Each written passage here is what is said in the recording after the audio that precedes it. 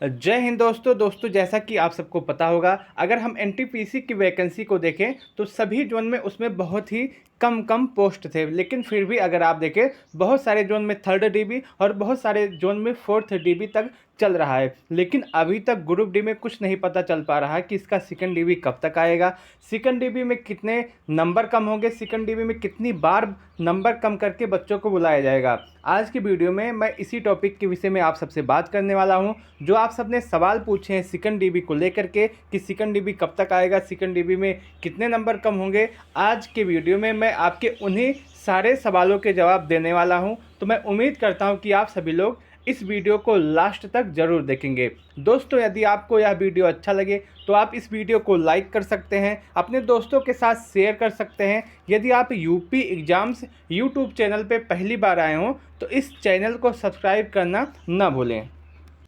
दोस्तों, यदि आप देखें, एनटीपीसी की जो वैकेंसी थी वो कम थी, लेकिन अगर आप जोन वाइज देखें तो जोन वाइज अगर आप देखें तो वैकेंसी और भी कम हो जाती है। और इतनी कम वैकेंसी में आप देखें तो किसी किसी जोन में बहुत ही बार 2nd डीबी को लाया गया है, 3rd डीबी को लाया गया है, 4th डीबी को लाया गया है। उदाहरण के लिए मैं आपको एक भुवनेश्वर जोन का बताना चाहता हूं कि भुवनेश्वर जोन में अभी आप इस समय 4th राउंड का डीबी चल रहा है, यानी कि 4 बार नंबर को कम करके बच्चों को बुलाया गया है। वहीं पटना जोन की बात करें तो पटना जोन में भी नंबर को कम करके बच्चों को बुलाया गया है। भोपाल जोन की अगर बात करें तो इसमें भी आपका लेवल 2 के लिए आपका 3rd डीबी तक चल रहा है। तो ऐसे में सबसे बड़ा सवाल ये हो जाता है कि जो आपका ग्रुप डी वैकेंसी है, इसमें आपका 2nd dB, 3rd dB, 4th dB कब तक होगा। देखिए, इसमें कोई भी डाउट नहीं है कि आपका 2nd डीबी आएगा या नहीं। आप यह बात 100% मान के चलिए कि आपका 2nd डीबी आएगा। 2nd डीबी नहीं, आप देखेंगे किसी किसी जोन में 4th डीबी, 5th डीबी या 6th डीबी तक भी आ सकता है, किसी किसी जोन में, सभी जोन में नहीं।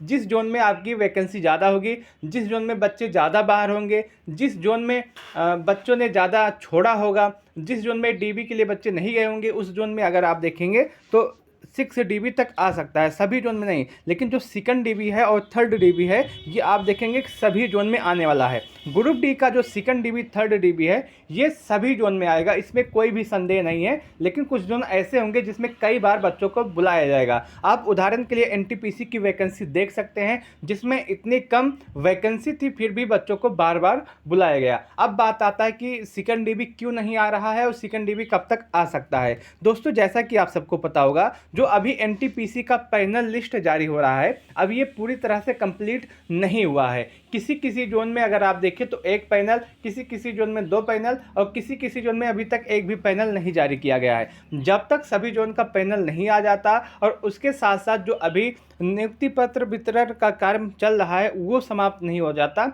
तब तक आपको 2nd डीबी नहीं देखने के लिए मिलेगी। आपका जो जब तक पैनल लिस्ट पूरा कंप्लीट नहीं हो जाता, देखिए बहुत सारे बच्चे ऐसे हैं जो फर्स्ट पैनल लिस्ट में बाहर हो गए हैं किसी कारणवश, उनका या तो डॉक्यूमेंट नहीं सही था या उनका बायोमेट्रिक काम नहीं किया या फिर उनके मेडिकल में दिक्कत थी। उनके लिए आपका 2nd डीबी आएगा। जब 2nd डीबी उनके लिए 2nd पैनल आएगा। जब 2nd पैनल आ जाएगा, जब सारे पैनल आ जाएंगे, उसके बाद ये पता चलेगा कि कितने वैकेंसी अभी खाली चल रही है और उस वैकेंसी जो खाली है उसके लिए आपका 2nd डीबी लाया जाएगा। तो सबसे पहले आपका जो काम ये है कि सभी जोन के पैनल लिस्ट आ जाएंगे, उसके बाद ही आपका जो है 2nd डीबी आने वाला है। और सभी जोन के पैनल लिस्ट आने में आपको ज़्यादा समय नहीं है। आप देखेंगे कि बहुत सारे जोन में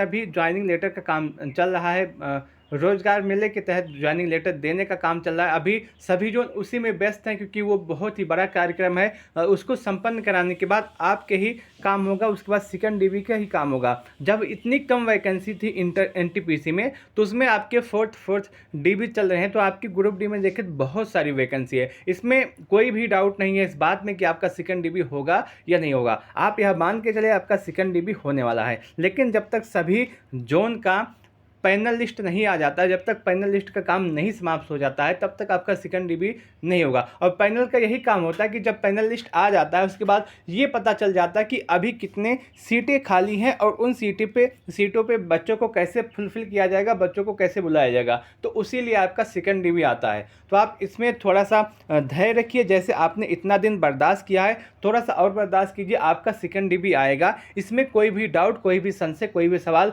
नहीं है। लेकिन आपका जो सेकंड डीबी है अब ज़्यादा समय नहीं है, बहुत ही जल्द आपका सेकंड डीबी आने वाला है। अब किस जोन में कितने नंबर कम होंगे ये सबसे बड़ा सवाल है। तो आप देखेंगे कि बहुत सारे जोन ऐसे हैं जिसमें लंबा डीबी चलने वाला है, तो उसमें आपके ज़्यादा बच्चे बुलाए जाएंगे और उसमें ज़्यादा नंबर कम होंगे। लेकिन बहुत सारे जोन ऐसे हैं जिसमें आप देखेंगे फर्स्ट डीबी और सेकंड डीबी आने के बाद ज़्यादा सीटें नहीं खाली हैं। मैं कुछ बताना चाहता हूँ, मैं आपको एक उदाहरण दिखाना चाहता हूँ।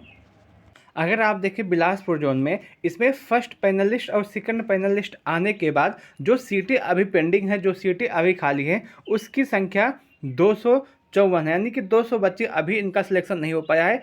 इनके लिए फर्स्ट पैनल और सेकंड लिस्ट आने के बाद अभी तक 254 सीटें ही खाली हैं। तो आप देखेंगे इसमें ज़्यादा नंबर नहीं कम होगा। वहीं मैं आपको एक चीज़ और दिखाना चाहता हूँ, यहाँ पे कोलकाता जोन का देखिए। कोलकाता जोन में फर्स्ट पैनल और सेकंड पैनल लिस्ट आने के बाद अभी 1284 सीटें खाली हैं। यानी कि 1284 बच्चों को सेकंड डीबी के माध्यम से बुलाया जाएगा। इतना संख्या नहीं है। अभी आप देखेंगे बहुत सारे बच्चे जॉब पाने के बाद जॉब छोड़ देते हैं, उनका सिलेक्शन कहीं और हो जाता है या कहीं और हो गया है, तो उनकी संख्या अगर देखेंगे तो ये संख्या और भी बढ़ेगी। तो आप देखेंगे जिस जोन में सेकंड पैनल और फर्स्ट पैनल आने के बाद ज़्यादा सीटें खाली हैं उसमें ज़्यादा नंबर कम होंगे, और जिस भी जोन में फर्स्ट पैनल और सेकंड पैनल आने के बाद कम सीटें खाली हैं उसमें ज़्यादा नंबर नहीं कम होंगे।